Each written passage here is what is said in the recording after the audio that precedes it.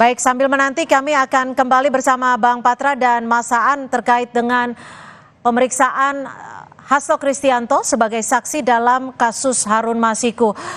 Bang Patra, jika disebutkan tadi oleh Mas Aan ini ada prosedur yang salah, lalu akan dilakukan upaya apa ini, Bang Patra? Ya tentu secara hukum ya dimungkinkan kita tahu sama ada yang namanya mekanisme pelanggaran kode etik yang harus bisa kita sampaikan ke Dewan Pengawas KPK.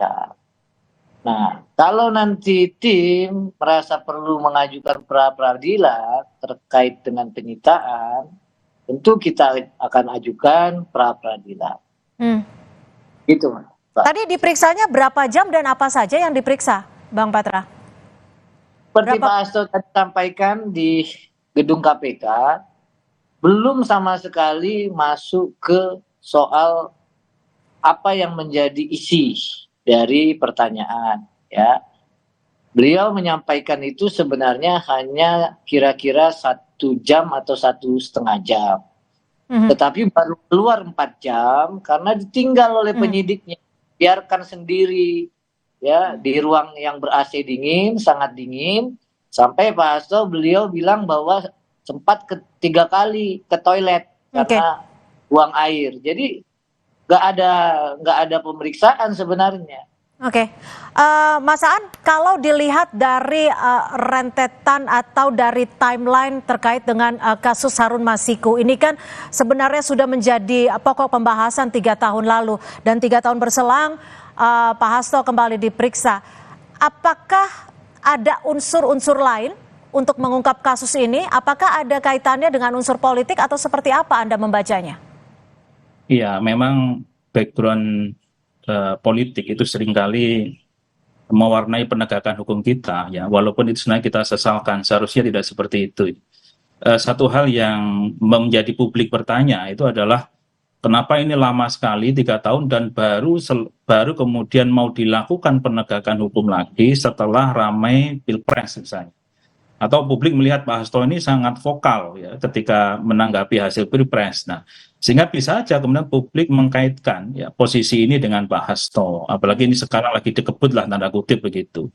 Ini menjadi sebuah pertanyaan dalam penegakan hukum yang seharusnya itu tidak boleh. Seharusnya kan ada kesamaan di depan hukum ya, prinsip itu yang ada dalam Undang-Undang Dasar ya, bahwa setiap warga negara mempunyai kedudukan yang sama di hadapan hukum. Nah, ini yang seharusnya penyidik tidak melakukan hal-hal yang tentunya bisa menimbulkan sangka publik bahwa ada background politik dalam penegakan hukum. Lalu apa dong yang harus dilakukan KPK agar dalam penanganan kasus Harun Masiku tidak meluas dan juga tidak menyinggung arah politis?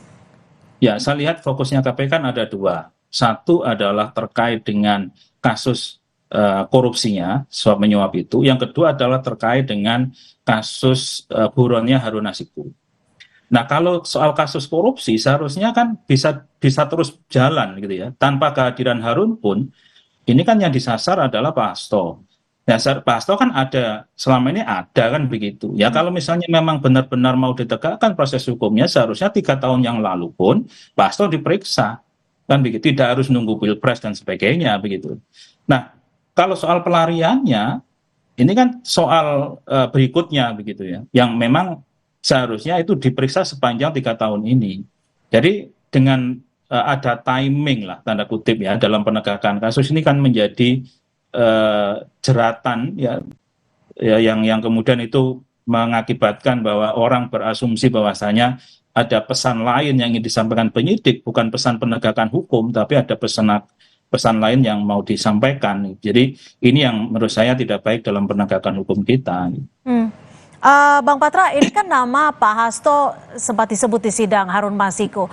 Pihak Anda sudah adakah bukti yang kuat untuk membantah terkait keterkaitan hal ini? Itu tidak perlu dibantah. Kenapa? Karena sudah ada 2 putusan yang ingkrah. Ya, yang pertama putusan nomor 18 tanggal 28 Mei 2020 atas nama terdakwa Saiful Bahri. Ya, yang kedua putusan di tingkat kasasi atas nama terdakwa Wahyu Setiawan dan Austiani. Sudah diperiksa saksi-saksi, sudah menjadi fakta yuridis di dalam putusan tersebut Pak Hasto tidak terlibat soal suap maupun gratifikasi. Maka kita bisa tahu bahwa tidak ada kaitan Pak Hasto dengan perbuatan yang dilakukan baik oleh Saiful, baik oleh Setiawan, baik oleh Austiani maupun oleh Harun Masiku. Yang kedua, kalau itu terkait dengan buron atau pelarian dari Harun Masiku, ya tentu kita tahu yang menjadi kewajiban untuk mencari itu justru penyidik. Baik.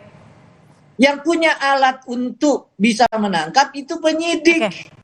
Yang punya aparat untuk bisa menangkap itu penyidik. Tapi jangan ketika sudah pilpres dipanggil. Oke, kami tangkap. Ini mau pilkada, orang lagi pilkada dipanggil. Oke, kami tangkap Bang Patra. Mas Aan terakhir, ini setelah 3 tahun penyidik KPK membuka lagi kasus ini. Apakah memang dibutuhkan waktu selama itu untuk memeriksa Hasto Kristianto sebagai saksi atau memang ada keterkaitan lain? Bagaimana Anda mengamati hal ini? Apakah ada kendala terkait penyidikan? Ya, seharusnya memang berdasar pada alat bukti ya. Alat bukti apa yang dimiliki oleh penyidik sehingga memang mengarahkan kepada seseorang untuk diperiksa gitu. Kalau penyidik sendiri masih lemah, bahkan masih cari-cari HP, handphone, cari-cari buku tabungan, ini kan sebenarnya masih lemah posisinya. Nah, padahal ya, dalam dugaan awal ini harus kuat, minimal dua alat bukti yang cukup dan untuk penyelidikannya. Kalau begini kan akhirnya tidak ada jaminan keamanan dan ketentraman bagi semua warga negara Indonesia, karena sewaktu-waktu akan dikaitkan dengan perkara, dengan kasus. Baik. Ya siapa yang orang kemudian berhadapan dengan KPK, dengan penegak hukum, dipanggil, pertama waktunya, yang kedua adalah psikisnya, kemudian nama baiknya, kan semuanya akan menjadi masalah. Nah sehingga seharusnya, ya benar tadi Pak Patra menyampaikan, yang punya alat itu adalah penegak hukum, yang bisa penyadapan sebenarnya tidak perlu fisik ya saat ini kan dengan kecanggihan teknologi fisik HP, tapi dengan jaringan komunikasi itu seharusnya sudah bisa dapat itu para penyidik. Mbak Cynthia, saya hanya satu aja. Baik, singkat saja Bang Patra, singkat saja, waktunya sudah habis. Adalah representasi orang yang menolak tunduk, itu aja statement. Oke, baik. Terima kasih Bang Patra Zen, kuasa hukum dari Pak Hasto Kristianto, dan juga Mas Aan Widiarto, pakar hukum dari Universitas Brawijaya, sudah bergabung bersama kami di Kompas Petang. Saudara, informasi lainnya akan kami hadirkan usai jeda. Pengacara Otto Hasibuan akan memberikan bantuan hukum pada Sudirman, salah satu terpidana kasus Vina yang telah divonis seumur hidup. Otto menilai ada sejumlah kejanggalan dalam kasus pembunuhan Vina dan Eki.